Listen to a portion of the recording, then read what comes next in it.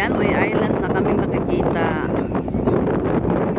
Somewhere in Jinsan.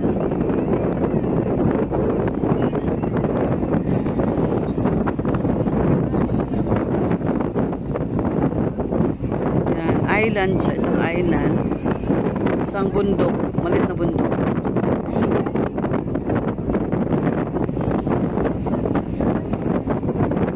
Wala kahapon, ito pa lang po yung makikita namin bundok na malapitan.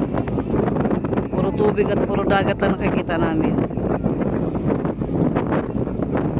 Ito may nakikita na kaming bundok.